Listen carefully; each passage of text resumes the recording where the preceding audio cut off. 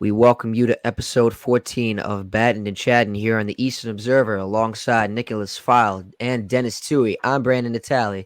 Now, before we get started, please hit the subscribe button on YouTube to be kept on the loop on everything Eastern Observer and most importantly, Battin and Chattin. Our show can be found on Apple Podcasts, iHeartRadio, Spotify, and wherever else podcasts can be found. Our show is presented to you by Black Cats NYC.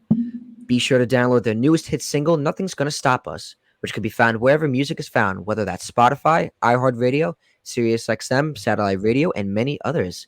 So, fellas, I got to say, I know we took a little break for a couple weeks, but I have to ask, how are you guys feeling today on this Wednesday night? Feeling good, Brandon. Dennis, I'm feeling good. Yankees finally with a game worth mentioning. 9-1 win over the Nationals. Aaron Judge hat trick. It's a good night, when the Yankees are actually playing Yankee baseball. It's a good night. I'm having a good night. That's pretty much it, man. That's good to hear, Dennis. Well, that was weird. Start spreading the news. The Yankees finally win a game? Start spreading the news. Look at that. How could I be in a bad mood? Just work the shift, crush some Chipotle. They got the Yankees win? It's a good night right there. Yeah. And Chipotle says it all. I mean, screw the Yankees and Chipotle, man. I mean, come on. Yeah. Qdoba is pretty good, though. I don't know if you guys ever tried Qdoba. I think if I'm tier listing them, I have Qdoba, Moe's, Chipotle, Taco Joe's. It's pretty good. I like that. List. That's a pretty good Taco list. Joe's, I've never had, I don't think. But for me, it's Moe's, Qdoba, Chipotle. I've only had Qdoba a few times, but it's pretty damn good. Oh, there's a pretty big drop off. I don't know if you have any of these by you, Nick, but burrito mariachi. Nah. There's like there's a couple. There's one in Massapequa, Wantar. There is a sizable drop off before we get to burrito mariachi. I gotta check it out. Mariachi. Sounds like a Nassau County type thing, so I gotta check it out. You may want to just keep it that way. Yeah. I've never heard of it. Well, if you're ever in Nassau, we'll definitely show you. Well, obviously, if you're ever in Nassau, you right down, maybe 10 minutes away. Yeah. All right. Well, this isn't the Food Network. This is the Battin and Chattin show here on the Eastern Observer. Even though, food is good, but obviously, baseball is where it's at for this. Obviously, I know you guys agree. So a lot's been going on in the baseball world. So I guess we'll start with the Yankees first. We'll change it up. The Yankees. Well, before they broke their losing streak tonight. They were on the worst losing streak since 1982. The last time they were on their 9-game losing streak, Ronald Reagan was president. The average price of gas was $1.22. Now, I want some of that. E.T. was the #1 movie. Thriller was released, Michael Jackson, and Sony released the first ever CD player. So, and this is before they broke it tonight. Luckily, if they lost 10 games, apparently it would have been the worst in 110 years. What I saw as a notification. So that's pretty insane. So, good for the Yankees. Obviously, I know you guys go more in depth with the game tonight, but let me tell you, when the Yankees are, because I was at the game Sunday with a close friend of mine who's a Yankee fanatic himself, and man, in bleacher section, they kept chanting Mets suck after anytime they had to say Mets suck, it's every time. And I'm undercover. I'm trying not to blow it, but I feel like some people kind of got the idea. I'm like Mets are on here. They're in St. Louis. Listen. And then there was a guy that kept yelling at Verdugo, the whole game, nonstop. Next batter, Verdugo. Oh my god, that's gonna be fun listening to tomorrow. But no, let me tell you, Yankees fans, they are very passionate about their team. I give them credit. They love them. I never say it, but Yankees going to Yankee Stadium, and coming from a Mets fan, like I said, I know I'm bashing Yankees, but I'm gonna shed some light. They're like Disney World of baseball. I feel like, I don't know if you know what I mean, because I don't know.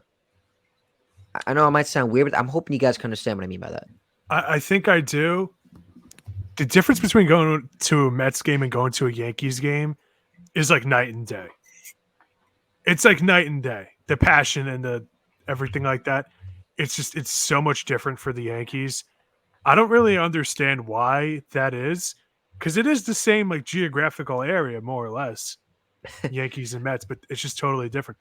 The one thing, and the reason why I made a face when you said the thing about Yankees fans talking about the Mets, there are certain habits the Yankee fans have that's just kind of pathetic, and one of them is constantly talking about players and teams that aren't there.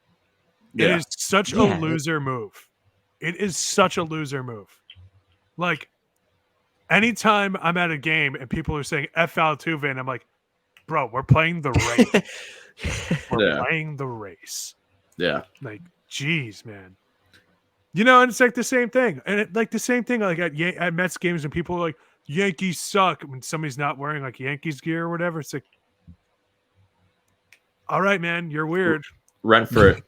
Yeah, Right. like seriously. It's like, it's so weird. Especially, bro, if you're the Yankees, you're talking about the Mets, don't punch down. Never punch down. Come on. Yeah. Like, come on, guys. We're better than that. Okay, it goes both ways. I agree. Absolutely. I think the craziest thing on this topic I've seen in person, me and my girlfriend went to the Winter Classic for hockey, Bruins versus Penguins. And it was obviously, it was at Fenway. So I guess the history makes sense a little bit, but just the venue and stuff. A Yankee suck chant happened in the third period of a hockey game of Bruins versus Pittsburgh Penguins. I'm like, dude. I'm like, really? We're thinking about the Yankees right now? Like, what is going on? You have Crosby the roast, Malkin, you're gonna pick Crosby on the was saying Yankees suck too. Yeah, probably, yeah. I bet every fan, all the Pittsburgh fans agreed in that stadium, but it's just weird. I see why they were doing Yankee suck, because obviously, Fenway, and I guess some random Boston fan just was bored and at a hockey game. It's just so weird. So much hatred, but it's the rivalry, can't really hate on it. But yeah, when Yankees fans say oh, Altuve sucks, like you're saying, versus the Rays, just come on. I don't want to save it for Houston, if anything. Come on. I don't want to digress too much, but my dad was briefly an Islanders fan and stopped being an Islanders fan because they used to announce when the Rangers lost. And he said it was stupid and it was lame. And it totally made him stop being an Islander fan. And I don't know why Brandon, I don't know why Yankee fans are talking about the Mets when we're in the same boat. Right. Yeah, I know. You guys are in the same boat as us. Like, yeah. We suck too. We suck. And like I said, I can't, and I'm in the noted, I'm in the bleacher section, so in right field, so I can't get up and just be like, hey, y'all in the same boat as I can't, I mean, because like I said, I'm undercover, and like I said, I'm not one to wear any Met stuff there. Like my dad told me, he's like, hey, don't bring that unwanted attention with you, and I agree.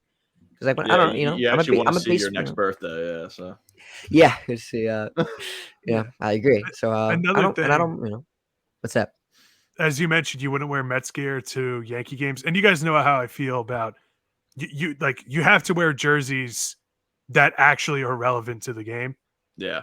But I'll never forget when I was at the Mets and Dodgers game with you, Brandon. I was wearing Dodgers gear, and I was like, I was a couple of adult beverages in me, kids, and I was like, let's go Dodgers.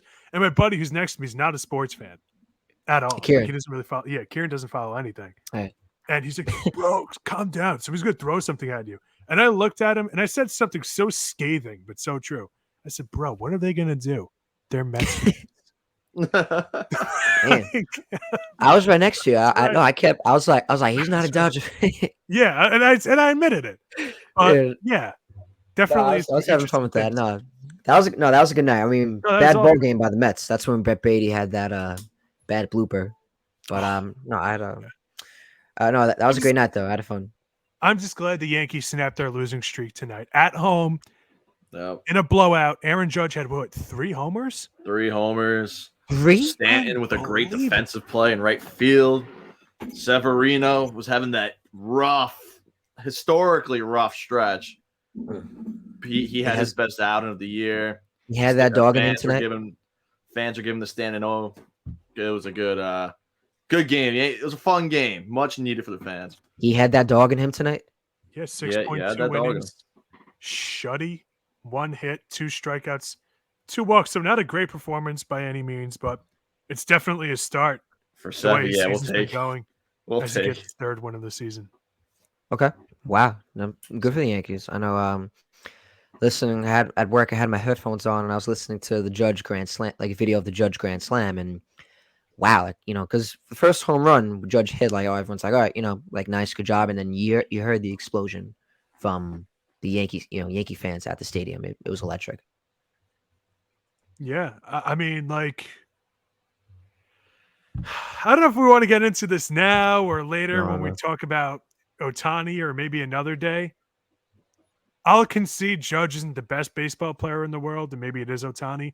To me, it's no question. Aaron Judge is the most valuable baseball player I've ever seen in my life. I was Born in actually 2000, I cannot fathom how he's turned a team sport into an individual game. It's unreal. yeah. It's really just unreal. Night and day when he's in and out of that lineup. Yeah, I saw a Yeah. stat, Shocking. and I wish I could bring it up here, but if I remember correctly, he has the 5th most home runs right now in Major League Baseball, but Still, wow. but he's like ranked 150th or some number like that in like at bats. Like it's insane. Okay. Like it's nuts. If he didn't get hurt, he's Yeah. probably near 50 home runs already. Like that's insane. Yeah, Judge is insane. I love saying, like I said, I never saw Derek Jeter play, but I saw all the Yankees. That one time I saw them, um, when I went to the Subway Series in 2011 at Citi Field, but I never saw Derek Jeter. I'm happy to say that I was, as a Mets fan, I've seen Aaron Judge play a decent amount, Oh yeah. because he's insane. I have, I guess I'll show you guys. Let me, I'll show you. I have the Roger Maris bobblehead that I got when That's I was at the sick. game. That's cool. So my friend is this girl he's talking to. He's gonna take her, and they're gonna get the 62 of the Judge. So hopefully I can sell this. I could easily sell this on eBay. Probably get as much as the Yeti Mike, or decent amount. Because I was talking to Joey about this, and he said that, like, Yankee people are nuts. So this could go for a lot, but Oh yeah. But I know my friend's going and with his girl in September, so I know her. I know they're gonna, I'll just sell it to them, for a reasonable price, because I'm nice like that. But either way, so, like, yeah, I mean, because I know that's the Judge bobblehead 62. I mean, do you think he could have easily broke 62? Obviously, Last year or this year? this year.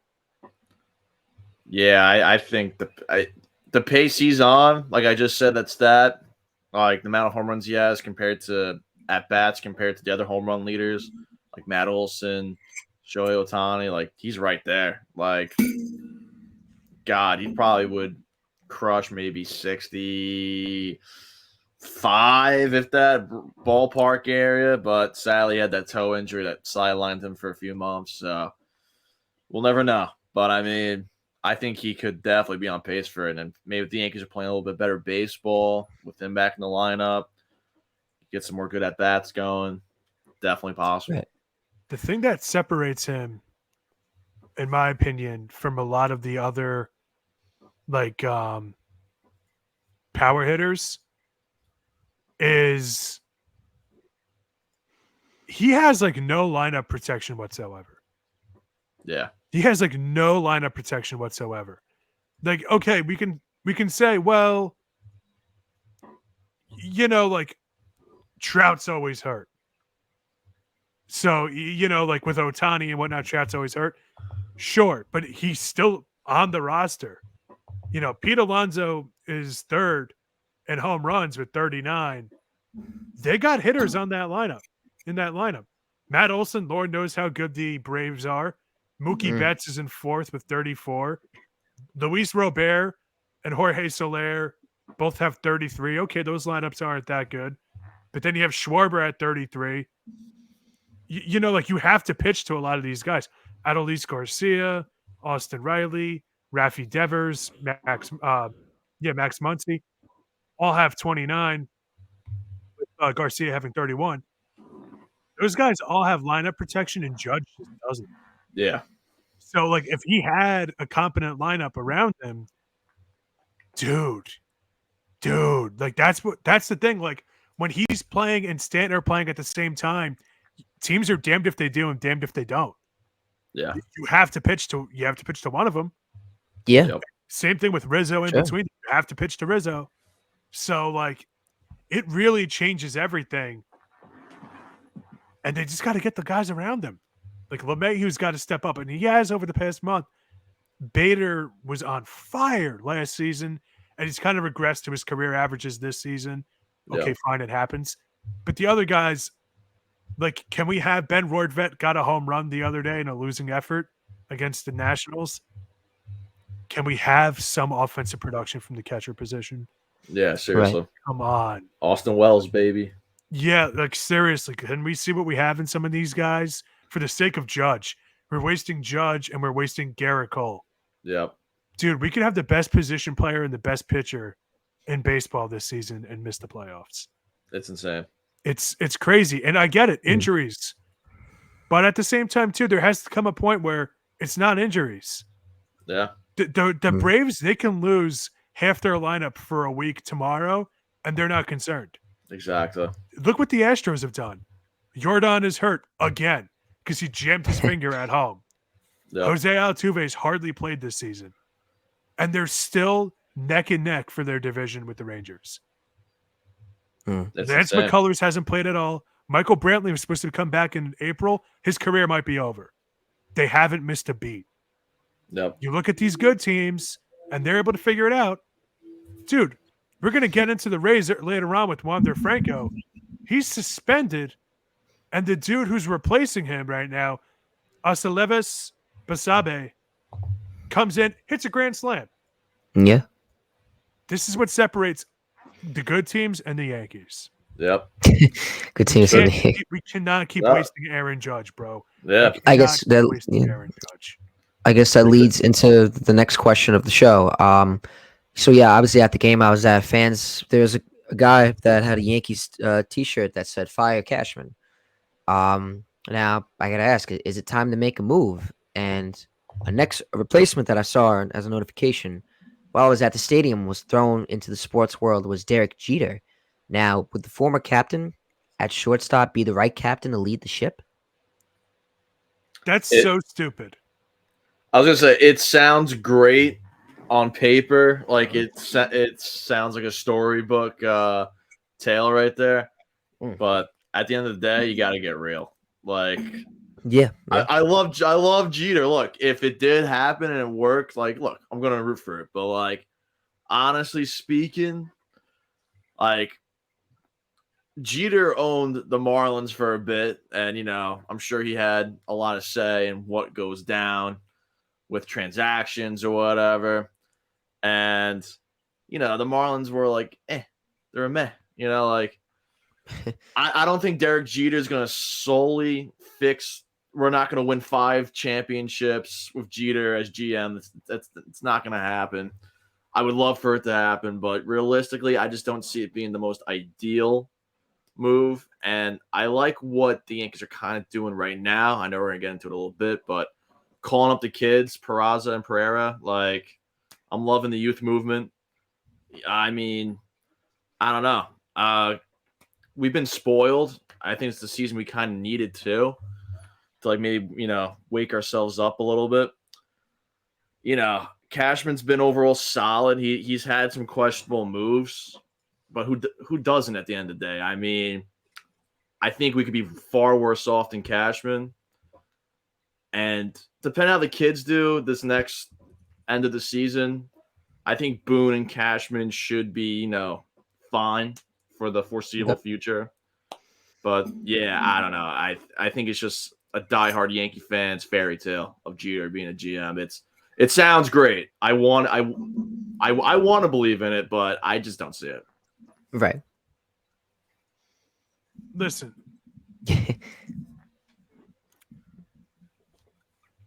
Does Derek Jeter follow the prospects and scout the prospects and all that stuff that a GM would be doing? Not that I know. That's the question that needs to be asked. Anybody can sign a free agent. Anybody can make a trade. That's really where the teams flourish. Is it, talent evaluation. And supposedly, I remember reading one of the big reasons he wanted to leave the Marlins was he wanted to sign Nick Castellanos, and they didn't want to spend the money for it. So if he's given an open checkbook, sure, he could do fine. Why wouldn't he? But that's what you got to get. You got to get the prospects right. You got to get the talent evaluation right. You got to make the right trades. You got to do stuff. It's more than just signing free agents, which is something I think a lot of Yankees fans don't realize. Everybody wants the big names. Everybody wants this hot name, that hot name.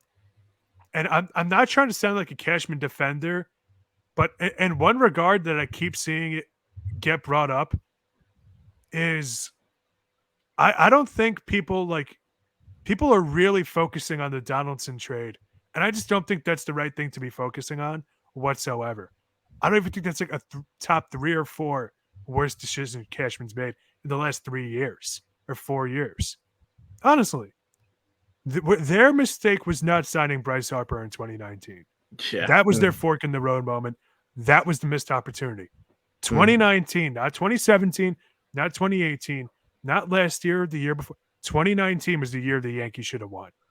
Yep. That was their year. That was their opportunity. 2017 and 19. Now, how deep were they? No, I think 2019 more so because you could have signed Bryce Harper. He wanted to be a Yankee. Yeah, that was the one right there for them. How deep were they in talks with him? Like, how deep was that back then? So deep. I don't even think they gave him an offer. And Harper said he would have. He was excited to be a Yankee. Yeah, he would have been a Yankee. And, the 2019 Yankees team were a little more mature. That 2017 team was a bunch of kids just making a hot run. 2019 is a lot more established. If you throw in a bat like Harper in there, God, and he won an MVP 2 years later. Like, and not only that, he's in his prime. A left fielder who hits left-handed at Yankee Stadium, bro, it writes itself. Yep. And not only that, to kind of defend Cashman a little bit before I start ripping them for making bad decisions, the front office, I don't think that Donaldson is that trade because people are looking at it improperly. Donaldson was a salary dump. I don't understand. I was just talking about this on my college radio show. I don't understand how we understand salary dumps in the NFL, understand it in the NHL, understand it in the NBA, and MLB. It's like, what? How could we have made this deal? At the time, every single report was that they wanted IKF from the Rangers. The Rangers traded him to the Twins. So the Yankees went to the Twins to make the trade. Donaldson was a poor clubhouse entity, energy, whatever you want to say. Yeah. And he was paid $21 million a year. So they threw him in, and they threw in Ben Rortvedt for Gio Urshela and Gary Sanchez. Their mistake with that trade wasn't that they made it. Did I freeze? I think my connection got a little spotty. I think you came back now. Yeah, you're back now. Okay, so their mistake wasn't that they made the trade. They should have waived Josh Donaldson, put DJ LeMahieu at third, or put IKF, who just won a Gold Glove at third.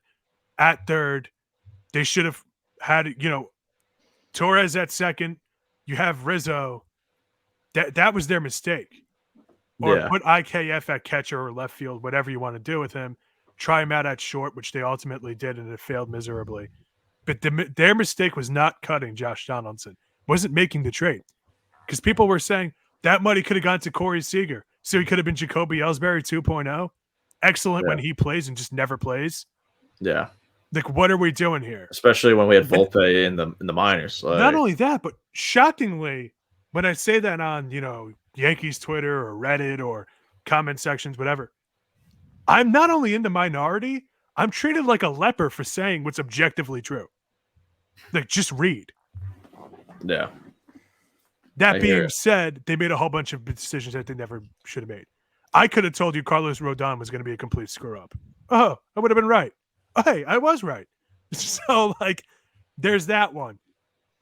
just throwing any old person at shortstop, probably not a good idea. Left field at Yankee Stadium, notoriously hard to play. Signing some dude from Costco to play there, not really a good idea. But at least we're trading for relievers. Okay, fine.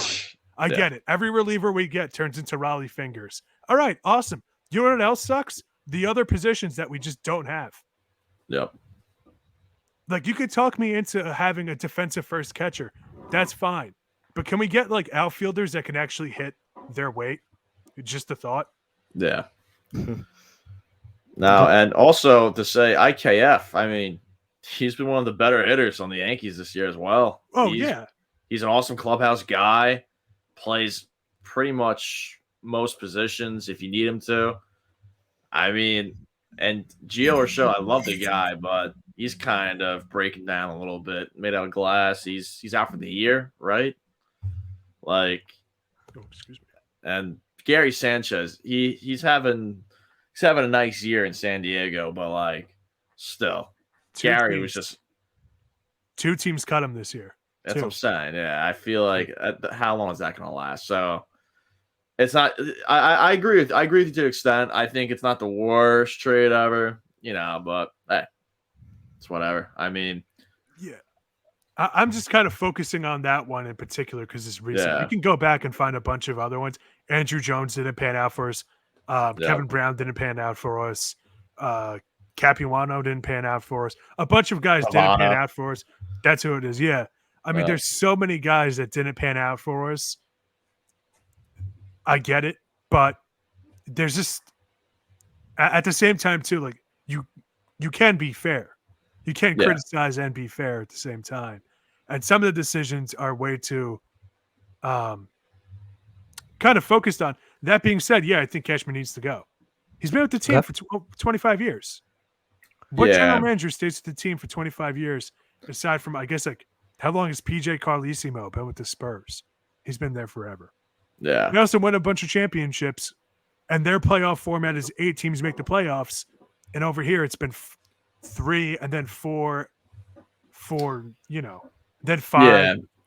But and especially with the new guys coming in, the new kids being called up, like if there is a time to do it, it is now. Maybe get some fresh minds in there to grow with the kids that are playing with the Yankees.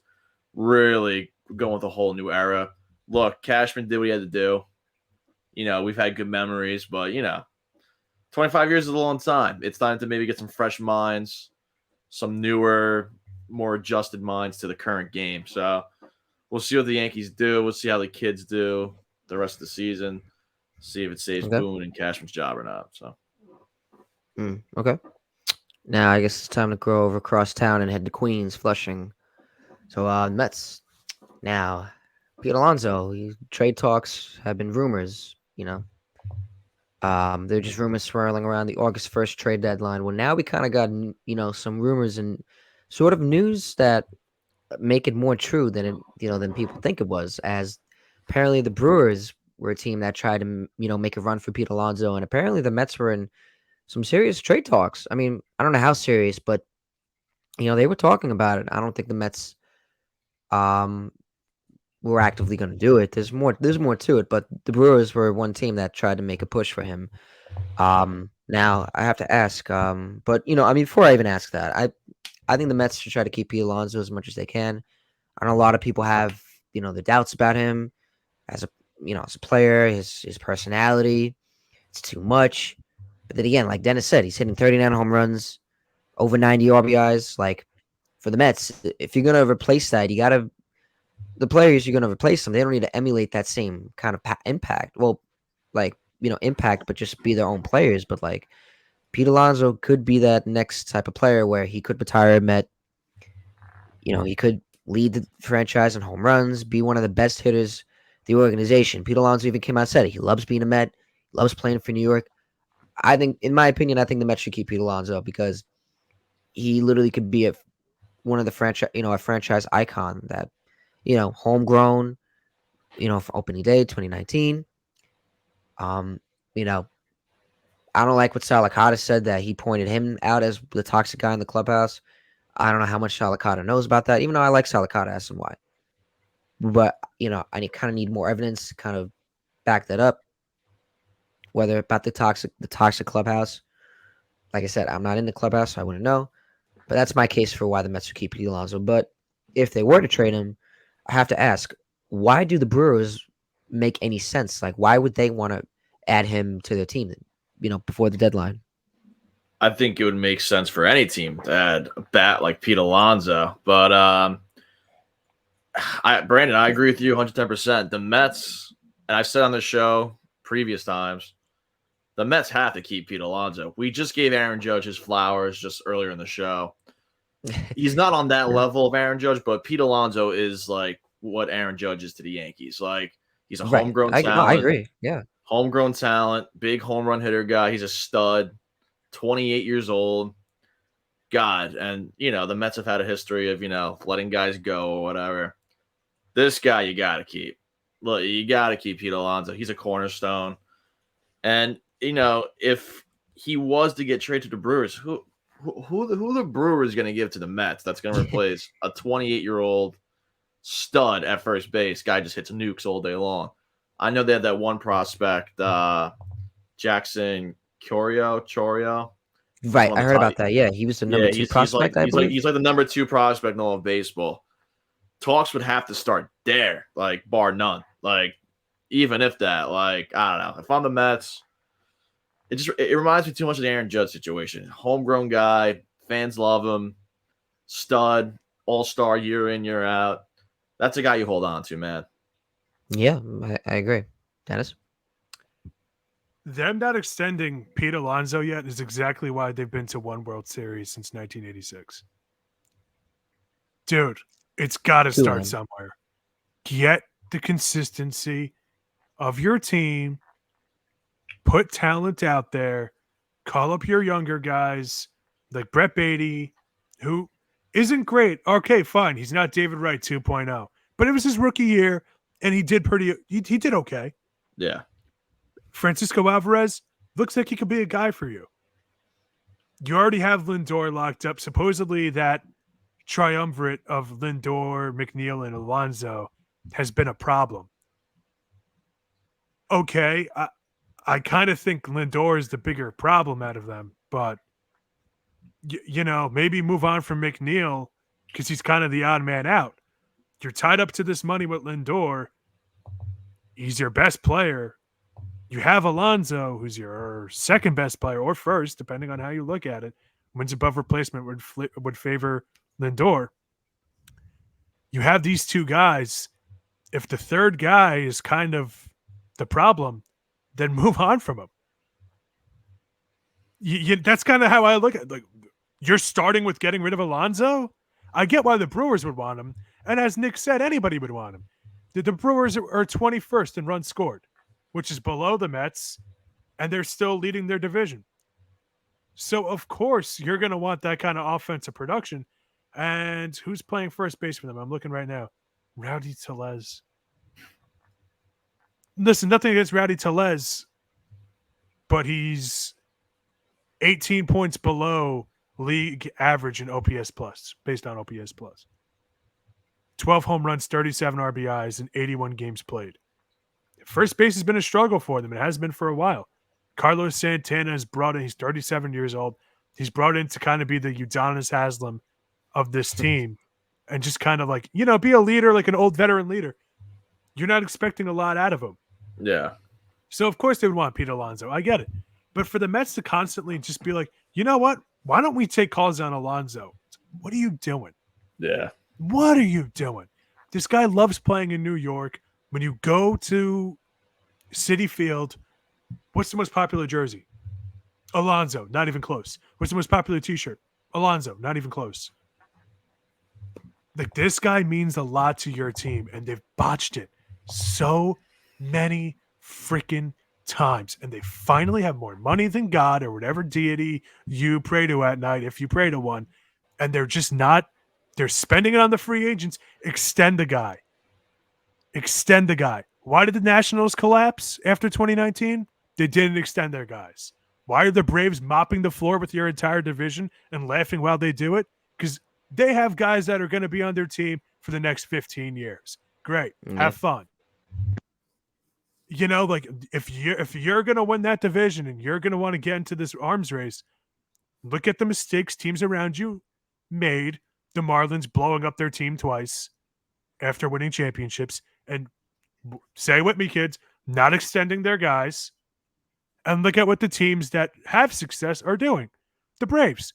Oh, extending all their young players and getting them for team-friendly deals when they first come up and they know they're going to be a stud.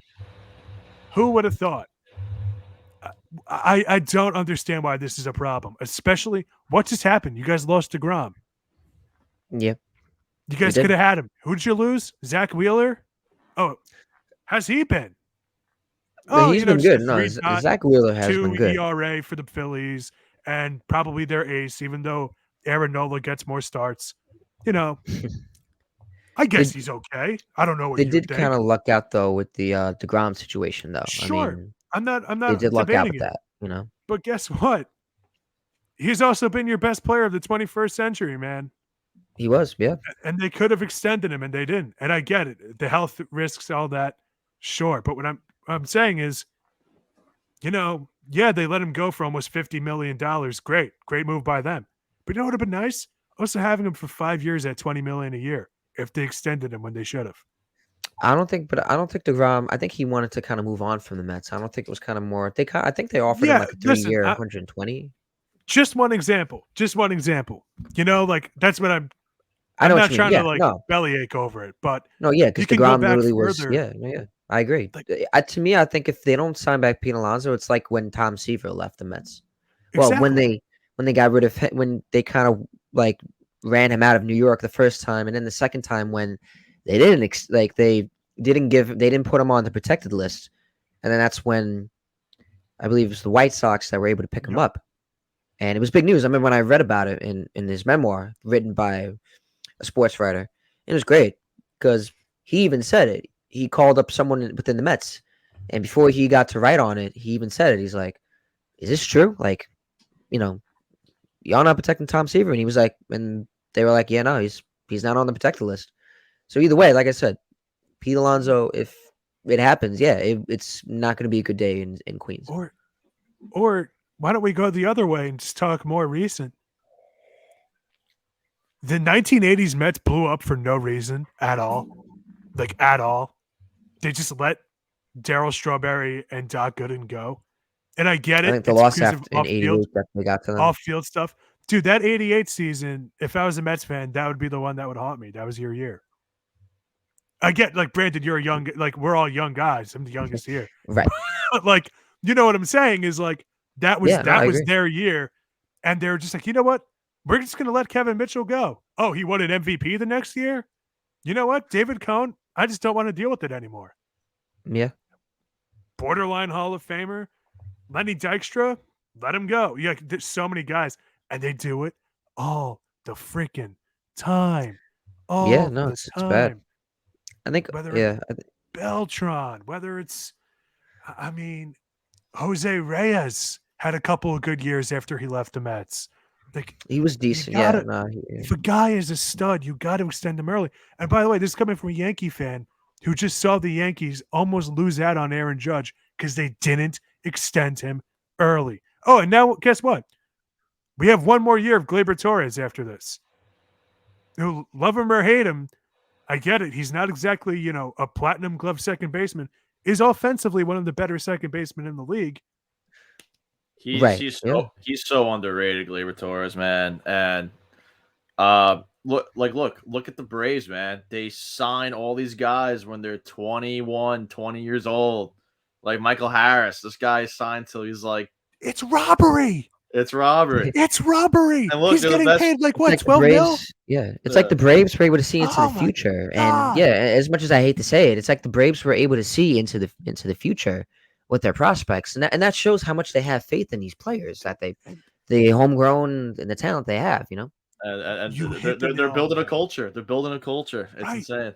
And listen, people are going to say like, well, what if it doesn't pan out? Okay, fine. Then he's a journeyman for the rest of his career and he's a salary dump. Oh no. And then the Braves, that happens to every player anyway.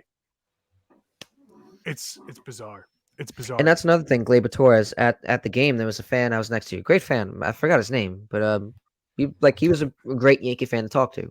Like I asked him about Torres, a bunch of other stuff too, like the Jeter question, and he said like Torres, you know, a lot of people are iffy on Torres. Like it's good to see that you guys are high on him, and then because it's a question whether he signs back or not. He's a free agent, so it's funny. He was on his bad list, and then once because Torres made that error in the Sunday game where Boston was able to get that second run, and then Torres I think eventually tied the game again.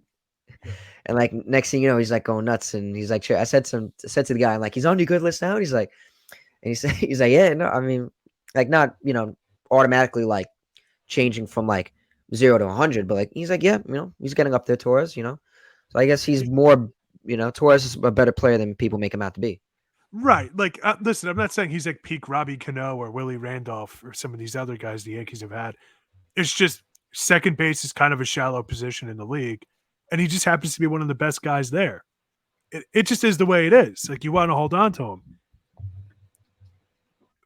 Whatever. Like, there's so many problems with the Yankees, but it's just that one stands out to me is, well, we just kind of got to be more economic about it. I think the Mets do too. No, I agree. And I mean, I feel like the Mets have done a better job in terms of trying to keep players within their organization. Brandon Nimmo, he's one. Yeah. Oh, yeah. He's sure. the start. But... He's the start. Yeah. Hopefully Kodai Senga can be that next player. I mean, he's been making the case to be the NL Cy Young. I mean, not NL Cy Young, Rookie of the Year. But I saw something that some people would give him. He would receive some votes, not a ton, but little votes for to be the Cy Young. Now, is that too? Hold on. I gotta ask now. Is that too much of a reach for him to, be considered for Cy Young, or NL Rookie Year is just fine? Rookie of the Year, definitely. Definitely in the mix. I was actually just looking at stats, just looking at the 2023 Mets roster. I mean, look, he's got a 3.19 ERA. He's 10-6, 154 Ks. Yeah, he was an All-Star this year. He's having a good year. He's having a great year. Would I vote him for the NL Cy Young? No. But, if he was in the mix as like one of the maybe Cy Young 6 or 7 or whatever in the standings, I could see it. Yeah, I'm with Nick on that one. He's not going to win it, but he'll get votes. I think. Yeah. I don't know how many slots the writers have, but on Baseball Reference, they always have, the top 20. So yeah. I don't know if you have to get 20 names or how the system really works, quite frankly. But yeah, he'll definitely get votes. Right. No, I mean, to say he's going to win it, I think that's definitely that's definitely a reach, but he'll receive some votes. I mean, it's crazy after they got rid of Verlander and Scherzer, he's kind of named now the Mets ace. So in a way, and he's kind of pitched to that name in a way. I mean, and who knows what they do in the offseason, who other pitchers they sign, whether it's the other Japanese pitcher, which they're really high on, or maybe Aaron Nola. I saw something recently. But either way, Senga's looking good. Aaron Nola to the Mets? That would be interesting. As somebody who covers the Phillies. Is he free agent or no? I think so. Yeah, it's his walk year. But right. So I saw a post on social media. I'll let somebody else overpay for Aaron Nola. Just saying. Okay. Phillies fans. It's not like they're running him out of town, but I don't think too many people will wear black if you left. So I feel like Steve Cohen would definitely open up the checkbook. We'll see. I don't know. I saw something on social media where his name was thrown out there. Yeah. So I just didn't come back. But we'll see. Yeah. No, him from red and white to orange and blue. That's dang Blake Snell. Blake Snell's having free agents, man. Blake Snell's been having a great year. I want the Yankees to get him so bad, dude. Oh, how many pitchers can you guys got? You guys got Rendon, Cole. You guys got to sign back Sevy though. No, dude, I would trade Rodon for a freaking bag of Bachman Jacks. Cheese doodles. I disagree. I don't think the Rodon. I don't think the jury's out yet on Rodon just yet. It's a rough damn, year. Dennis. That's a lot to say, Dennis. It's a rough year. I know he's injury prone or whatever, but Don't put it in air quotes. The but guy gets hurt every year. but What are you talking about? the last 2 seasons though with Chicago and San Fran, when he's healthy, man, he's on it, bro. I think this whole season, Brian Cashman said it earlier today, just a disaster. I don't think anyone's on the right page. So I'm gonna give Rodon some slack this season. Hopefully get him ramped up, healthy, get a full spring training in 2024. I'm not too sold on the Rodon's a bust factor yet. I think he's got some innings and some games to prove for sure. But right, yeah. Sorry, continue. No, that's my boy. yeah. That's my boy. I got to defend him. But if Yankees Yeah, get Blake Snell, Sevy, I'm done with. I love Sevy. He had a great game today, but he's just one of those guys I think that needs to go out the Hit the door road. for the new era to come in. Yeah, man. I love Sevy. I've had great memories with him. Yeah. But nah, man. I just think it's time to move on. Yeah, I think it's time to move Time on. to see other pitchers. Yeah. Hey, our good buddy Frankie Montas is a free agent. Nick, what do you think about that? He's another guy. He's another guy that I'm like, I hate to hate on him. Didn't really get much of a chance, but I think that's just a red flag altogether. I think I wouldn't even touch that. Blake Snell, man. Blake Snell, I'm all on. If Yankees could get him, I'd be stoked. Guy's an animal. Erod, Eduardo Rodriguez. My boy Kenta Maeda. Kenta to the Yankees. I'd buy a Maeda jersey right away. Maeda's solid. I freaking love Kenta Maeda. Show some love, bro. That's 2020 All MLB Kenta Maeda. Second team. Love that. Erod I like. Erod I feel like he's just a gamer. But Maeda's a bucket getter. Love that guy. Maeda's I feel like that covers our I got a little intense. Local teams. That's I guess the Mets and the Yankees. We got our thoughts out on them. See, hopefully they keep it up. The fact we got 47 minutes to talk about the Yankees and the Mets right now is kind of crazy. There could be more. I just realized one thing. There really could be more. Just how bad they've been. But wait, there's more. I guess when you look back, the Mets and the Yankees, though, they're not really out of the playoff, and then we'll move on. But I had to get this out. They're not really out. I know. I'm a typical Mets fan. The Mets are done. The Yankees would need a miracle and a half. I consider them done as well. But don't do that. Right, it's on the Jet football. There you go, Jet football. Soon, bro. Yes. That's the only thing saving my sanity lately, dude. Frickin' Bergeron retiring. Yankees suck. It's been rough, dude. It's been rough. We're 9.5 games out. Yeah. That's ridiculous. They're what? Done. That's over, man. That's over. The only thing I look forward to is just the young guys showing some upside, and hopefully the core guys have some good outings. Finish the season on a good note. I think it's cool seeing the prospects that the Mets traded for, like Drew Gilbert, Ryan Clifford, and Luis Angel. Like they've been on like Geico Sports Night nonstop for them, whether it's them being interviewed, them hitting a home run, going 3 for 4. Yeah, I've been seeing them all over. Like I think it's cool seeing the young prospects that are going to be like the future. Yeah, it's cool seeing the future of the team. Looking forward to next year. Everyone thinks Luis Angel Acuna is going to come up next year. But we'll see. I don't know. I agree though. But hey, look at us. See, I didn't give you 47 minutes. We guys got 48 minutes. Yeah, there we go. So I guess let's dive around the majors. So we're not going to dive into this too much, but I'm just going to be quick with it. So Wander Franco is now on administrative leave due to the investigation of his entanglements with the minor. Now, I do have to ask now, how does this affect the Rays going forward without Franco on the team? Because it seems like he was a pretty big impact player for Tampa Bay. Tampa Bay is just, me and Dennis said it last week. I don't know how they've been actually performance-wise as a team the last couple games, but they lost Springs, they lost Rasmussen, they lost McClanahan all out for the year. That's your whole rotation pretty much. It's insane. And now this news breaks out. Wander Franco was like one of the most highly sought-after prospects of all time in recent years. Like, this guy was all the hype. His rookie cards going for $500, $600. I own a My few. God. About to go throw them in the fireplace sooner than later. Yeah. But I mean, dude, like this was supposed to be your cornerstone guy. This was your franchise guy.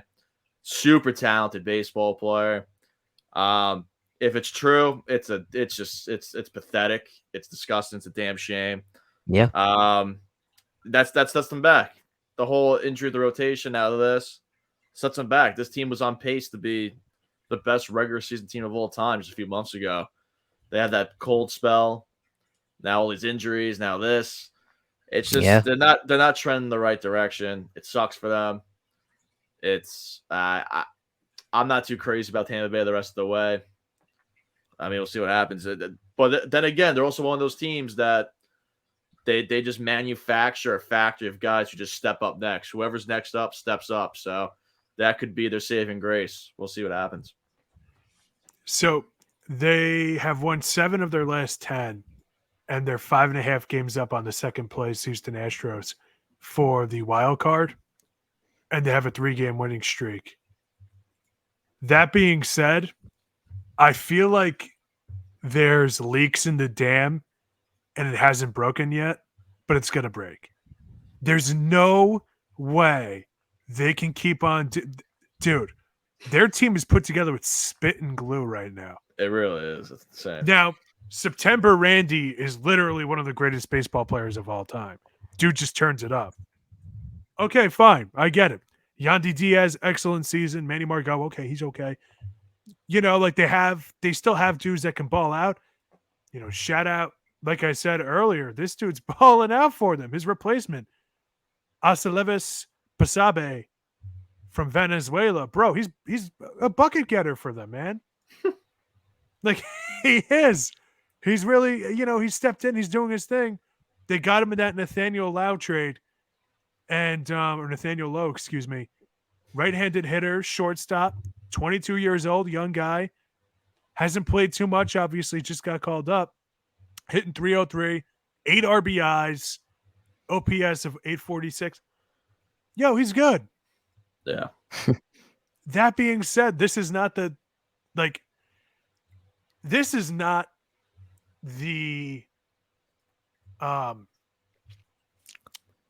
the Rays pitching staff that we're used to seeing. You know what I mean? Like, this isn't just a whole slew of ace caliber guys, because they've had so many injuries. And like a lot of their season's going to come down to Tyler Glass now. Like, that guy is almost never healthy. And yeah, they have Aaron Savali. He's a pretty good player. Zach Eflin's had some injuries this season. Dude, I don't see it, man. I don't see it. I get it. A lot of these guys are legit ballers and really good. Dude, Seattle, their 8-game winning streak just got snapped by the White Sox. They got a lot of talent. The Blue Jays are on the outside looking in with all that talent. I don't know, man. Boston's lurking. Houston's lurking. Like, I don't know. I don't have faith in them. I really don't. And I'm out on the Rays. I just want the audience to know I'm out on the Rays every single year. And every single year they prove me wrong. So I'm the wrong guy to ask. Maybe this is like a reverse jinx. Maybe they're going to win now. Yeah. But it's just, I don't know. I don't see it. That is because last week's or 2 weeks ago, our episode, we both agreed that we had a hot take that Tampa actually misses the playoffs. I think they will get in at this point now, but I think it's gonna be a rough first round awakening for them. I think they're gonna get swept or something. It's just because you're gonna start facing top heavy teams and whatnot. You lost all your top heavy guys pretty much outside of Randy and stuff. So it's like you said, they're just playing with battle scars and wounds right now. They just ran into horrible injuries at the wrong time. I don't see an ALCS appearance. I don't see a World Series appearance. I think it's going to be a rough first round awakening, whether it's a sweep or whatever. So, I mean, we'll see what happens, though. I mean, they always do manufacture these guys out of the woodwork, and they just ball out. So, we'll see. Especially, Okay. they're first in the wild card right now, but it's not like other years where teams are just going to be happy to get into the wild card. In the American League, that first wild card spot, that's basically a bye. The Yeah. Twins have no business being in the playoffs. Yep. They really don't. So teams are going to be gunning for it down the stretch. And one of those teams is the Houston Astros. Shout out Jose Altuve, 2,000 career hits for the Astros. Just Good for him. happened. So they got the little graphic. Wow, that's insane. Good for too. Well, yeah. I mean, I know how you guys. Going to the bottom of the ninth, 4-4. Started him and That's Judge in awesome. fantasy today. It's a good day. It's a good Good day. for you. Good for you. Oh, It's a good day. Damn. 40 points for Judge. Man. 2017 for Team Feil, huh? Yeah, seriously. 2017. All right. So, well, I don't want to talk about fantasy. Well, I'm excited for fantasy football too, but fantasy Buddy's mopping me in baseball. fantasy baseball this week. Was that? You're destroying me in fantasy baseball this week. Am I really? None of my starters have gone yet, and you're just mopping the floor with me. That's sad. Dude, I'm sorry, Dennis. The Long Island Lemons are getting trashed. That's I'm sad. making That's sad. lemonade. Because that's, I mean, like I said, fantasy baseball for me. It's my You never team's. check it. It's hard. I don't know. Never check it. I'm more big with fantasy football. Oh, But, I know. We go hard in the paint our league. Well, we go hard. Sunday night, we got our Old Westbury draft. Thank you for reminding me. I forgot. Yep. That should be Okay, fun. baseball. Yeah, let's go. But, Yeah, baseball. Back to baseball. This isn't. Yeah, I know. There's no fantasy Still on baseball. pigskin. I'm okay. So I know when you talk about my teams, to hear that my team is beating you though, Dennis, that is sad. I'm sorry. Yeah, I tried to put together a Death Star, and instead I got Star Killer Base. Continue. Let's All right, so Let's go. obviously, now I think it's time we finally talk about Shohei. Now, Mike Trout recently stated after speaking with Aldine Gonzalez in an interview published this Tuesday, saying, I gotta pull up my camera. I know he said, because it wasn't good when it came from what Trout said, because Trout didn't seem too excited to hear. So Trout said there are a lot of questions. The whole Shohei situation, I don't think anybody knows what he's feeling or what he's thinking. It's ultimately going to come down to what he thinks, what he feels, and he's going to do what's right for him and what he feels is right. I see him on a daily basis, obviously. He's coming in every day. He looks like he's enjoying it and feeling comfortable. But I don't know. It's going to be a tough go this winter. You never know what's going to happen. There's going to be a lot of teams out there wanting him. Who wouldn't? And Ohtani, he's been insane as he's about to hit free. Now, I don't know why. My friend said he was going into free agency next year. I'm like, no, I'm pretty sure it's this upcoming off season. He somehow thought it was, but either way, he's going to hit free agency this offseason as he's on pace for an MVP type season with 43 home runs, 89 RBIs, and a 1.070 OPS, as well as pitching. He's gone 10-5 with a 3.17 ERA and 165 strikeouts. That is freaking insane. And the Angels currently sit at 61-64, sitting 9. As I wrote this a couple, during the day, they were sitting at 9 games back outside the wild card picture. So, back to that do the Angels have any hope in keeping him this offseason, or is Mike Trout onto something that we don't know? Well, first and foremost, I'm sorry for being rude. If you heard the TV in the background. Breaking news: Kenley Jansen just got removed from the game for an injury. Ooh, okay. Houston versus Boston. He had 1 out in the bottom of the ninth, and they took him out. He limped off the field. Back to the Angels. He ain't re-signing with the Angels, bro. Come on. And here's a hot take for you. Angels should trade Trout. Wow. Okay. Restock the farm system. You're looking at what the Mariners are doing. You're looking at the Astros are doing. You're never going to be close to catching those teams for right now. The Rangers, they're making all the right moves.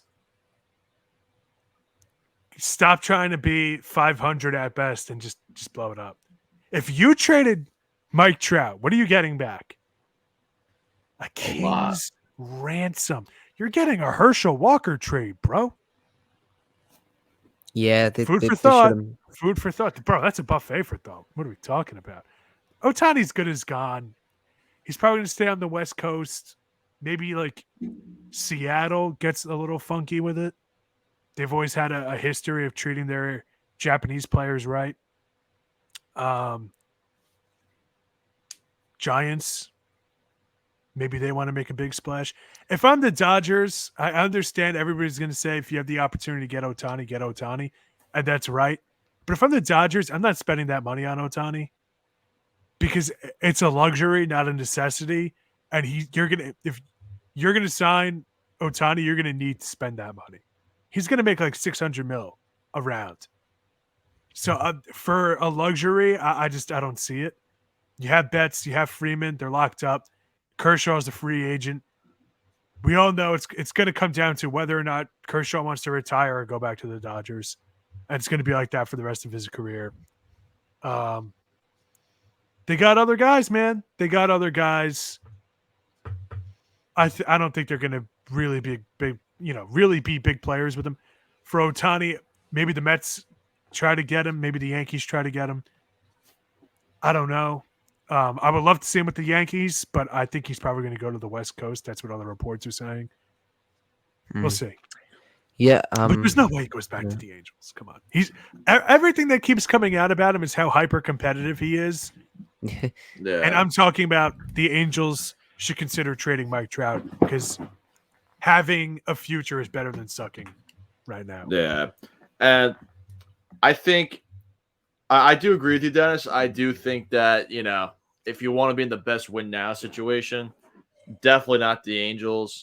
And trading Trout, I mean, at this point, if Otani walks, I think that's a huge possibility. Is Trout getting traded? I mean, I get it's a franchise guy, but if you're the Angels GM, whatever, you got to start listening. But I think there's two things though that could potentially save Otani going back to the Angels. It's one, obviously, it's a West Coast team, so they got that going for them. Two is, at the end of the day, it's how much the paycheck is. If the Angels go nuts, offering whatever, I could see him staying at the prices, right? If they blow everyone else out of the water. But yeah, I mean, look, San Francisco Giants, they were trying to spend a lot of money last offseason. They struck out on Rodon, they struck out on Correa. So that might be a blessing in disguise for them. Maybe they could make a nice run at Otani. And the other thing is, it hasn't really worked out, but I do like their approach and their attitude at the trade deadline for the Angels, making moves for Giolito and stuff. They made win now moves, so maybe that's all they could really do at that point. It's like, hey, we want to be a winning baseball team. We are trying to be competitive. Not that they've succeeded. That's the only few ways I could see Otani going back to the Angels. But then again, it's kind of a long shot. So I mean, we'll see. I think San Fran's in play, Seattle's in play, the Dodgers are always in play. It's gonna be interesting. Yeah, no, I definitely see it. I feel bad for the Angels because I mean, yeah, they could have got a king's ransom for Otani, but I see at the same time like why they wanted to keep him. They got a decent team around them. They're in win now mode. Screwed, you get Otani for another couple months. This, Yeah. is you want to keep the Otani era going. And I get that. Who knows what happened? It's likely he's going to leave. I just feel like the more people talk about him going to elsewhere, whether it's West Coast, talking about teams like the Mets and the Yankees making a move for him on the East Coast. I feel like the more news I hear about him signing elsewhere, the more it's opposite that it is a possibility he leaves. But we'll see. It's definitely going to be a very interesting offseason because Shohei is a generational talent, insane, and I mean, my question for him is obviously, he's a little up there, and maybe like he's in his 30s. Am I correct, boys? 29. I think Nick's right. I think he's like 29 or so. I'll get Right. the age for it. Right. So like, could he be pitching more? Like, like is his arm going to give out? Well, or stuff like that. I mean, like these are things that teams got to think of when they sign him. He turned. Continue, Dick. Oh, sorry. Yeah, it's actually interesting you bring that up because didn't he leave today the game due to arm fatigue in the second inning? He got injured today. He left in the I'm gonna be Yeah. honest with you. I was working, so I didn't Yeah, see it. so I'm Pull it pretty up. sure he left it in the second inning due to pitching. So With Dennis, how old is he? He turned 29 on July 5th. yeah, Oh, so wow, he's okay. 29. Yeah, Yeah, so he'll turn 30 during next season. and that's the other thing, like how long the deal's gonna be. He's gonna be 30 next year. Not saying that's old, but it's definitely, you're not young anymore. You're not like Volpe's age, son. You're not 22, 21 years old anymore. So I Right. mean, it's gonna be interesting. It's gonna be interesting. And does he pitch more? I mean, if I'm signing this guy to $600 million, I don't know, 12 years or whatever, how long it's gonna be. I would rather have him just batting more than pitching. Honestly, that's a lot of investment right there. He's a fantastic pitcher, but I do feel like he is a better hitter than he is a pitcher. And I'd rather Okay. take the 40 home runs, 300 batting average every year than pitching. So hopefully a team like, I don't know, the Mariners, who are pretty rich in pitching, get that bat for the next 10 years. So say. Yeah, I agree with you on that. And yes, Nick, he was removed from today's game with arm fatigue Oh, wow. per Angels PR on Twitter. I refuse to call it that stupid other name that they're calling it now. It's lame. Yeah, I don't know. I mean, one thing, a lot of people have been talking about it. Should he just shut it down for the rest of the season, knowing he's going to get $600 million? Wow. Fantasy owners, oh boy. That would suck for the Angels, and yeah, that would suck for fantasy owners as well. I agree. Suck for the Angels. Yeah. Listen, at some point, business is business. He took a massive pay cut to go to the Angels to begin with. Dude, he forfeited like over $100 million just to go to the Angels. Why them in particular? Because of the posting fee, the way Japanese baseball works. So if you work a certain amount of years, like Kodai Senga worked, he's a 30-year-old rookie. But what had happened was he got his full maximum contract in Japan. That didn't work for Ohtani when he was in Japan. He took the minimum. Yeah, because he came up when he was 25, 26, right? He's already forfeited millions of dollars in his career. And now he's going to, if he goes to the Angels, with the Angels, he kind of saved them a lot of money. They didn't have to pay a posted. Whatever, I forget how it is. It's really convoluted. I'm not getting into it. But he lost himself a lot of money by going to the Angels. And he would have lost, by the way, the exact same amount regardless of the team. It's not Angels specific. Right. It's just the way the economics of the way it is. So, listen, if I'm him, I got to consider shutting it down. Yeah, Mike Trout going to be mad. Why don't you stay on the field? Is Anthony Rendon going to be mad? Dude.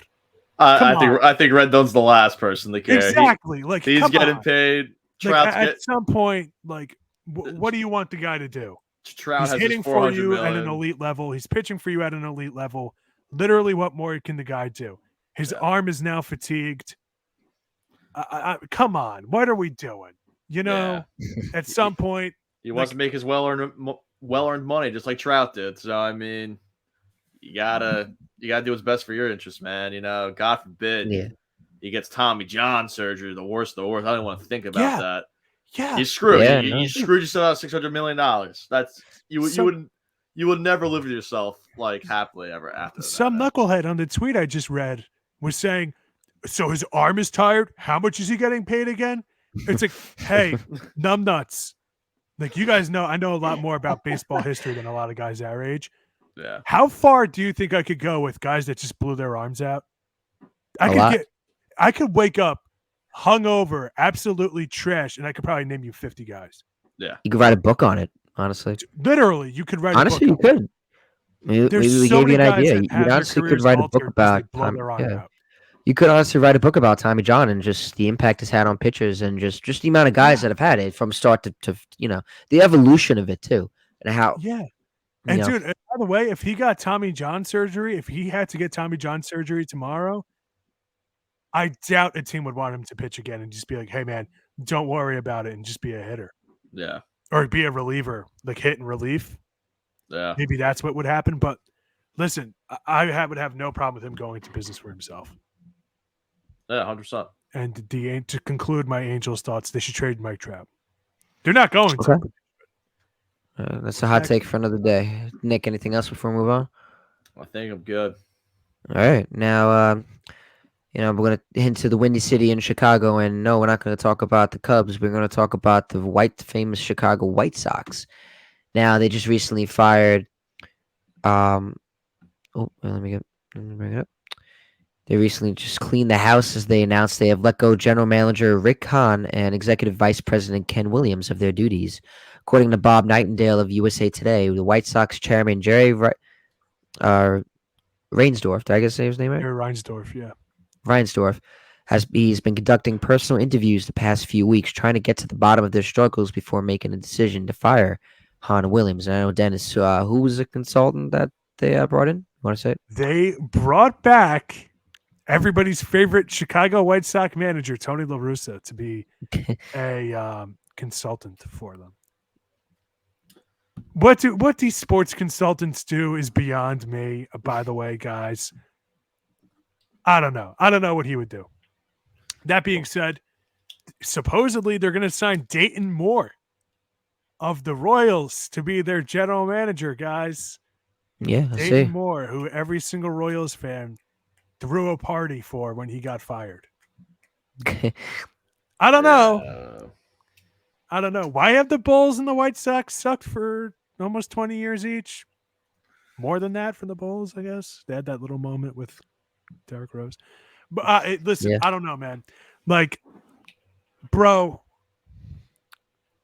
all that came out was that their front office was kind of like not their front office. Their culture is a disaster. It's All hard. the pitchers, I love this, by the way. All the pitchers keep saying, well, it wasn't us. And then if you look at what Keenan Middleton said, it's just all pitchers.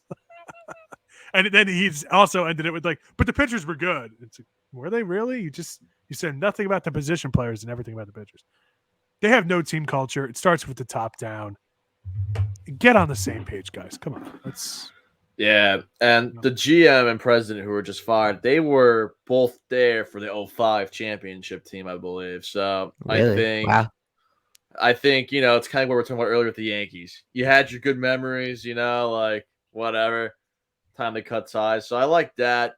Some of the hires, though, to replace them, a little weird, a little not what I expected. But yeah, you see it. Tim Anderson, Eloy Jimenez, all these guys, man, they all say it's like there's no leadership in this clubhouse. It's a every man for himself, free for all. It's horrible. I don't know how you. I've played on some. I played men's softball and baseball. I know this isn't major league level by far, but Okay.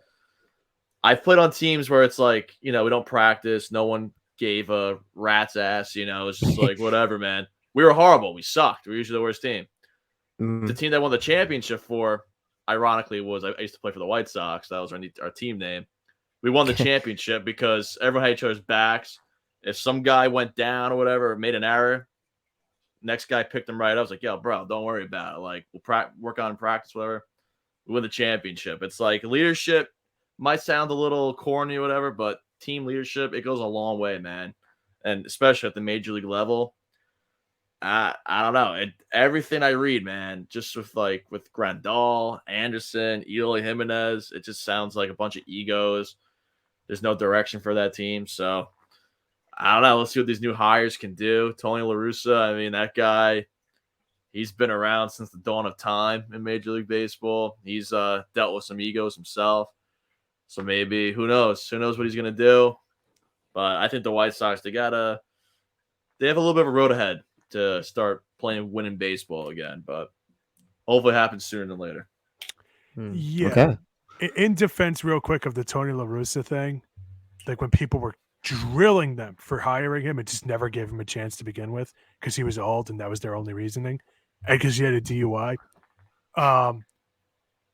By the way, like I think it kind of gets lost to people when they were like, "How's he gonna feel about the new game and bat flips and this, that, and the other?" It's like, dude, he managed Jose Canseco and Ricky Henderson at the same time. Yep. I could stop it right there. Like, I trust him with managing egos and whatnot, but at the same time too, we know how this works. Players got to step up and have, that kind of accountability with each other. They're always going to look at each other differently than a coach. That just is the way it is. Yeah. So we'll see. Tony La Russa's brought in just because he's Jerry Reinsdorf's buddy. Like, that's it. Yeah, they're be smoking cigars together in the suites. They're just gonna be. It's like when Aaron Rodgers keeps bringing in Randall Cobb to his new team. I love that. Yeah, dude, you're right. Like no, that's exactly what it is. Like that's the comparison I can think of right now. It's the whole buddy system, man. Yeah, there you go. Dude, it is what it is. But Dayton Moore is the new general manager. I'm a little worried about. Yeah, that's an odd hire.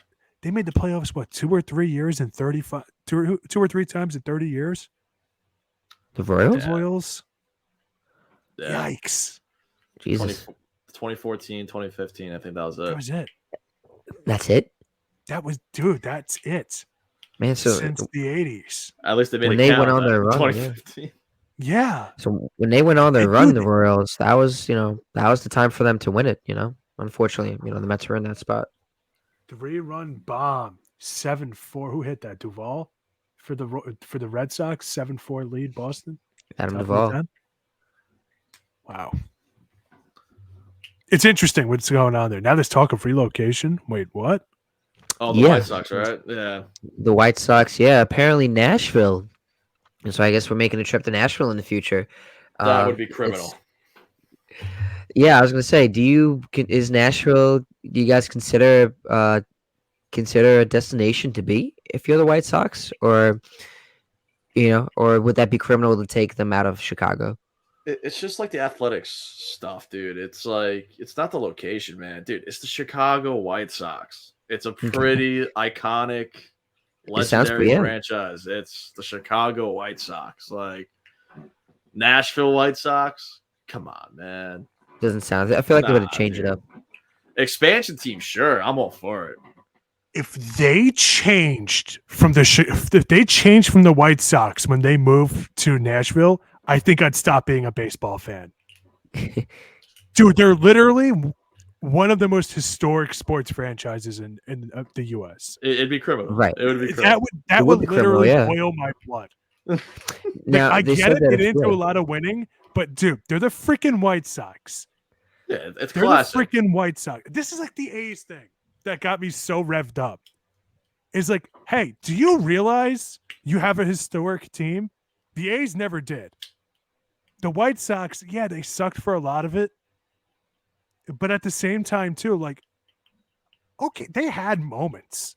And listen, it's the AL Central in the 21st century. It's not hard to win. Figure it out. Yeah. I'm not trying to be that guy, but I've been that guy for 13 episodes. So I got to say it in the 14th, that division sucks. How they let that slip through their hands last year is beyond me. It's comedically bad. But, like, bro, relocating to Nashville. And by the way, Jerry Reinsdorf's been trying to get the White Sox out, like, constantly. They're going to go to Tampa. Tampa's a big market. That happened. That was a real argument that them and the San Francisco Giants tried to make. And now everybody's, well, the Rays are a small market team. Of course they don't spend money properly on their players. Okay, whatever. Well, the thing that's going on with the White Sox is, I believe it's with the stadium now. They have years before a relocation to, to country Nashville, before that's way even in consideration. I think 2029, they said. So unless they can extend the lease or get a new stadium, or within the Chicago area, it's it's likely that Nash might as well get your cowboy boots on and get you Luke Combs and Morgan Wallen going. Dang it, that's the other thing too. Country music sucks. I'm not going to pretend it's good. I'm over that crap too. Now, Brandon, I know you're going to get all mad about it, but yeah, Doggone, everybody nowadays loves country music. Okay, gosh, we get it. You know, I can't take any more. You No, can I listen can't to take other any more people Gawan drinking now. freaking beer in the summertime. It's not about the beer. It's about the I'm over music. it. This is You're right, less about you're the right. White Sox Control. today and more about them moving You're to right. the. It's not about the beer. It's about the trucks. That's what it's Yeah, it's about the F-150s, the Silverados. Dude, they're such a good songwriter. It's like, really? Oh, let me guess. It's about a Dodge. Oh, how did I know it's about a Dodge pickup again? Wow. The only thing I love more than my girl is my truck and a case of beer. Hey, I bet I could sit down for 20 minutes and make that into a number one hit. Yeah. Idiots. I'd pay to hear that song. I would hear that song. Yeah, it sounds like Sounds good. Sounds good to me. Nick, it sounds good to me. Doesn't it? I gotta agree with this. I'm not a big country guy myself. I like my alternative. I like my hip hop. Been bumping Travis Scott, Utopia like crazy. Yeah, there you go. Yeah, listen, it's just that's like my wave. But there's other teams, there's other places I'd rather see than Nashville. Yeah, bring a team back to Montreal. Listen, I've been to Montreal, the Miami of the North. It's awesome. You gotta check it out. Had a great time. I believe they said. I believe that I saw something recently where they said Miguel Cabrera is the last active known player to have played against the Expos. How crazy is that? That is really crazy because I would have thought, like when I first heard that, I was like, Verlander never did, and then I was like, oh, he was a rookie in 05. The first year of the Nationals. Wow, that's kind of crazy to think about actually. That very Verlander crazy. and the Expos didn't exist in the same season. That's kind of crazy. The last Montreal Expo just retired last year, Tom Brady. Yeah. So, who knows? I would love to see a team go to Montreal. I would love to see a team maybe go to Vancouver. Montreal should do Montreal. Market, they should do Montreal before they do Vancouver. It's an untapped market. I would love to see the Expos back. Something's they got something there. Mexico City, maybe. Yeah. They could. So what was I gonna say? So I definitely like my music. Wait, what's going on? I'm not trying to turn this into the music channel. This isn't MTV. This is Battin and Chattin. I'm gonna head back to sports just for a quick second. You know what made me like almost spit out my freaking drink when I saw it? The thought of them going to Charleston. Let me know what sports team has worked in professional sports team has worked in Charleston, and I'll give you the $100 for the job I got from the job that just fired me yesterday. I'm not even kidding. Dude, damn. The Panthers, what have they done? The Carolina Hurricanes. The Hornets wouldn't be able to sell a case of Bud Light to a drunk. They can't get anybody in that doggone stadium, and Michael Jordan owns the freaking team. They've been irrelevant literally my entire life. Not even only irrelevant, a laughing stock. They're Charlotte Bobcats, now they're the Hornets. And what, you're going to compete with the freaking Braves in that market? Oh, God. Lambs to a slaughter. When I saw that, I said, dude, if I was in the board the boardroom when somebody said, "What about Charleston?" I'd say, "Fire that moron. Save your money. What's this guy doing for you?" Boo this man. That was the dumbest thing I've ever heard. If somebody said, "You know what? First MLB team in Cape Town, South Africa." That's a better idea. Idea. Charleston? Are you serious? Show him to a gunfight with a knife at that point, man. Oh my gosh, that was the dumbest thing I've ever heard. Yeah, that's bad. That's pretty bad. That was unbelievably stupid. That's pretty bad.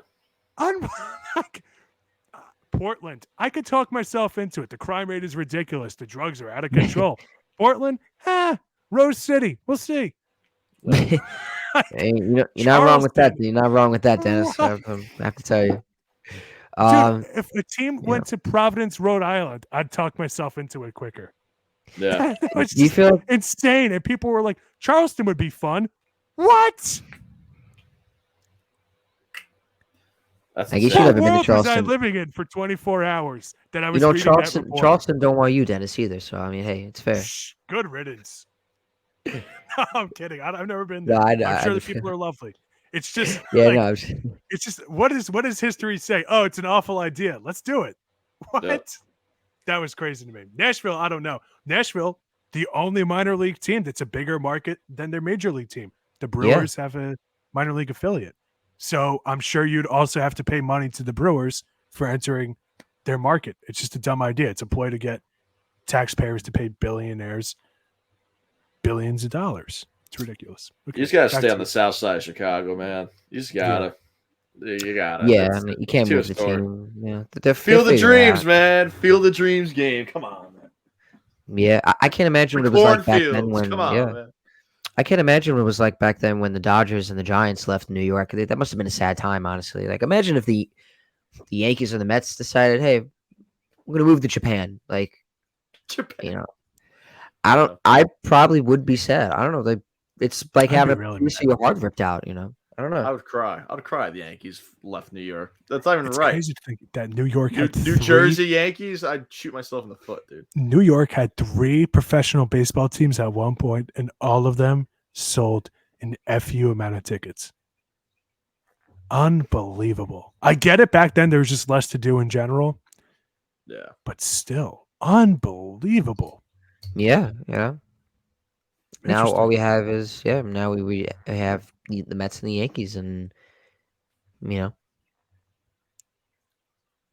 Brooklyn White Sox. I could talk myself into it. we could. That sounds nice. Like you Now, said, yeah. you're competing with the Yankees and the Mets. That's a little treading upstream. White Sox have a cool hat. They do have a cool hat. They do. You could They people, do. casual fans can talk themselves into it. Brooklyn Right. Nets colors, Yeah. New York or Brooklyn Islander colors. A little. Can we just pretend that never happened? Oh, That seems like what yeah. everybody's agree. doing. Men in Black showed up. We're gonna forget the Barclays Center years, guys. Sorry about that. Yeah. Mea culpa. All right. Yeah, and so we'll see. So I think two cities I know we could agree on are Montreal and Nashville. Listen, if they went to Nashville, it wouldn't be the end of the world. If it wasn't the Chicago White Sox, if the Tampa Bay Rays said we're going to become the Nashville Rays, I'd be like, weird, no Stingrays over there, but fine. But it's the White Sox. Yeah. It's That's Sox. where it's weird. Yeah. I don't like the Chicago White Sox moving anywhere. Right. It's just, I don't know. I feel like it's I'm wearing the Cardinals shirt, so maybe that's why I'm in the mood. A lot of those Central teams, as much as I dump on them, historic franchises. Yeah. Historic. Like Very baseball historic. dude, people in the Midwest freaking love baseball. Yeah. Like Even when they suck, they sell tickets. and they're probably like one of the least historic teams of the Centrals, but like, the Milwaukee Brewers, man, Robin Ute, Paul Molitor, it's like just that alone is just like, why would you ever want to move to Milwaukee Brewers? Like, I don't know. Especially, dude, Bernie, right? That's his name. Nope. Mascot who goes down the slide. I love that, by the way. Hank Aaron, like, come on, man. Yeah. Like, come on, man. All right. Now the Orioles ownership, they're on ready to extend the young studs now. They're not trying to be the next. No one wants to be the next Braves, unfortunately. As much as I hate to say that. Yeah, I missed my opportunity to parlay this into the conversation earlier. That's on me. Oh yeah. Bro, You living your life. we went through this already, so I'll make it quick. Extend your young players. Adley Rutschman went 1-1 in the draft. Oh, and he's been a stud since you've called him up. Extend him. Cedric Mullins stopped being a switch hitter, went to just hitting lefty. 30 stolen bases, 30 bombs in one season. What's up? Gunnar Henderson. Gunnar Henderson's on a heater. Almost hit for the cycle the other day. Said, keep the single. I'll take a double. Yeah, kid's a monster, dude. Get me that burger double. Like that. And like it. What was the stat? The Orioles haven't lost back-to-back series since Allie got called up. Was it something like that? Right? Something like that, yeah. Yeah, dude. Like, come on, man. And dude, they're doing all this without John Means. Remember him? Yep. Like, bro, they got a nice young team. Extend your guys. Grayson Selling Rodriguez tickets coming up. Dude, a buddy of mine lives in Baltimore now. Shout out my boy Tony. And he was up for a couple of days, so I was hanging out with him. Right. And he said, like, he's not a season ticket holder, but he goes to a bunch of games, especially this time of year where school's out. And he said, like, the air is so much different because he's been going to games since he's been going to school, I guess, starting in 2018. Yeah. And he said, like, the air, like, it's just different down there now. People are really into it, and the tickets are still cheap. So it's like sold out practically every day. So They can afford it. They can afford it. I can't believe that they were saying that they can't afford to pay these guys. Dude, how many times do I got to say it? I sound like a madman. Bro, all these teams are run and owned by billionaires. Yeah. You can always afford more. Yeah. And if you sign them now, you sign them for cheaper because you could be like, well, what if you have a career-ending injury tomorrow? And then the agent's like, that's a good point. It's how the Braves have done this. That and perhaps some blackmail. I still don't know yet. Or black magic. I don't know how the Braves signed Ronald Acuna Jr. for freaking Jersey Mikes. Insane. Unbelievable. Yeah, no, the Orioles, man. Look, you got Adley Rutschman, 25 years old. You have to extend him. Yeah. Ryan Mountcastle, 26 years old. Got to resign him. Cedric Mullins, like we said. Austin Hayes. Grayson Rodriguez. Gunnar Henderson. That's such a core. They could be right there with the Braves for the next 10, 15 years easily if they just open up the paybook, man. That's it. Yeah, I definitely agree. They got to look like they got a stud catcher for the rest of their, for the foreseeable future. And Cedric Mullins, I know he made a sick catch a couple games ago against Seattle. Unfortunately, they walked it off either way. But yeah, so they got some talent. I mean, Baltimore's not that bad. They're a team on the rise. They're first in the AL East. They beat out the Rays so far. They're a team that's on the rise. You should say so. Hopefully, the Orioles ownership could put two and two together, make the moves necessary to save your team, save your franchise for the future, and yeah, we'll see. Now before we wrap up the show, so obviously I know you guys heard Pete Alonso caught some slack recently for throwing Marcus Wins's first ever hit into the stands. Now he apparently waved around and say, "Hey, what do I do? What do I do? What do I do?" He just chucked it in, and he got a lot of slack from the Cardinals fans, and they didn't let it down. I know he did come out and apologize. He said he felt horrible for it, and he gave Marcus Wins a 1942 tequila and a signed bat with a important message, a signature message, Okay. and then Horrible so trip. the fan, I just saw the fan that autograph. I caught the didn't see ball, that he put a message on it. I just he saw did the put report he that he put a gave an message on the autograph. bat, and they said the fan that caught the ball, he did give it back, and I'm sure Respect. any given person would have done that. Now, Cardinals fans, man. some, thank God, good for that fan. I mean, because I know he, so I gotta ask though, should we cut Pete Alonso some slack, or Kudos to him for even knowing that was the kid's first career hit. Dude, I would have had no idea. If that to me was shocking that he actually knew it was the kid's first hit. And you saw him looking around do you want it back? No, okay, no, let's throw it in. Okay, fine. You know what I mean? It was one of those that went from when people say make a mountain out of a molehill. That's kind of what happened. I was like, come on, guys, what are we doing there? The guy got the ball back anyway. If he threw the ball back, threw the ball into the crowd and was like, nah, as he did it, screw you, Mason Wins or Marcus Win, whatever his name is. Then I'd be like, all right, Pete Alonso's a tool. But for him to just be like, oh, sorry, my bad. Oh my God. Get over it. There's just some things people just need to shut up.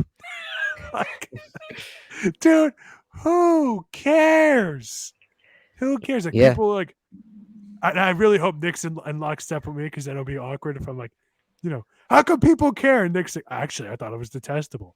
But yeah, I will say, I don't think it was the worst thing in the world, obviously. If Pete did know, I actually didn't know about that. But, look, I think it was just a boneheaded decision. It was an honest mistake, whatever. It's cool. Who gives a shit? He got it back. He got it back. It's all cool. I didn't think it was the worst thing in the world, but knowing that he knew and because I did see in the video he looked confused. He was like, where am I going with this? Who am I giving this to? And it looked like no one on the field was communicating where to give the ball to, who to give it to. So he kind of just did the old natural, maybe it just wasn't you know, Right, wasn't thinking right thinking. in that moment. Yeah. Me personally, I didn't really care. I was just like, hey, bonehead Yeah, decision. You move I'm at on. the Yankee. Yeah. I heard Oh, he go got the ahead. ball back. It's all good. It's all good in the hood. That's Yeah, it. exactly. At the end of the day, he got the ball back. The fan he had to give it back. The Cardinals fan that caught the ball. Um, because like, come on, that's a pretty big ball. Like, first ever hit for Marcus Wins. Oh yeah, that's like You know, irreplaceable. Yeah, first Major yeah. League So, Baseball hit. That's insane. and at least Pete admitted to it, and he admitted he felt horrible. So he owned up to it. Live and you learn, and and that's really it. And you move on with your day. You go about your day, go about your life. I don't know if either of you have MLB Network. Bases loaded, 1 out in the Houston Boston game. Astros down by 2. This is like a nail biter. I can't stop looking at it. Oh well. Who's up for But the Astros? yeah. My boy Mauricio Dubon of Honduras. My Okay. guy. Could provide a timely hit right there. Let's see what happens. Yeah, I know. I'm kind of excited. All right. Ooh, borderline pitch 1-2 is the count. Hayden Winchester on the read. I guess that does wrap it up for today, fellas. Yeah. Great episode of Battin and Chattin, I would say. Yeah, this was fun. This was a fun one. Long. I didn't realize how long it was until I realized how long it was. It was great though. Definitely great content and definitely a lot of great stuff to talk about. Obviously, We I'm struck it excited out. for. Yep. Obviously, I'm excited for the next episode. So, but for now, all I gotta say is be sure to check out our revamped website www.easternobserver.com for the latest news in the world of baseball and so much more. We thank you for joining us for another edition of Battin and Chattin. For my co-hosts Niklaus Feil and Denis Tuohy and the entire Blackjack Media Group team, I'm Brandon Natale saying so long, and we'll see you next time. Have a good night. Good night, everybody. Take it easy, everyone.